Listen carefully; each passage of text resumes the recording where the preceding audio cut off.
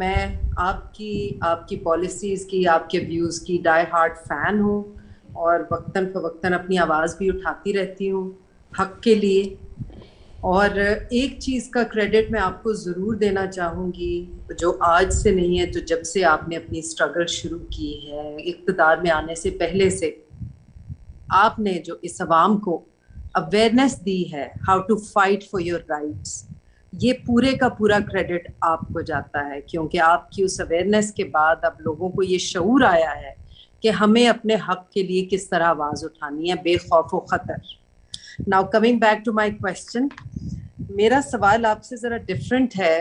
آپ جانتے ہیں کہ پاکستان پولیٹیکلی تو کرائسس سے گزر ہی رہا ہے اور ڈفرینٹ چیلنجز کا سامنا ہے، لیکن ہمارے بلوچستان کے جو بہن بھائی ہیں اور وہاں کے جو لوگ ہیں وہ جن کرائسس سے گزرے اس نیچرل کلیمٹی کے بعد، تو اس کے لیے آپ کا یا پاکستان تحریک انصاف کے ممبرز کا کیا کردار رہا ہے؟ شگفتہ دیکھیں، یہ جو بلوچستان کے اندر ابھی فلڈز آئے ہیں،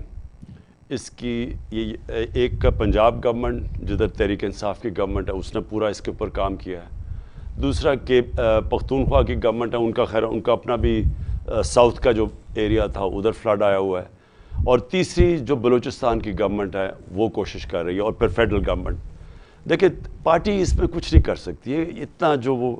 وہ اتنا ایکسٹینسو ہوا ہے، یعنی وہ جو ایریا ہے جو تیزی سے فلیش فلڈنگ ہوئی ہے، وہ ایریا اتنا بڑا ہے کہ اس کے اندر اگر آپ سمجھیں کہ ایک پولیٹیکل پارٹی کچھ کر سکتی ہے اس کے لیے مشکل ہے، گورنمنٹس کر سکتی ہیں. Okay, thank you. All praise to you and شکریہ شکریہ خان صاحب. طارق متین صاحب آپ بیٹھے ہوئے ہیں کافی دیر سے، پہلے تو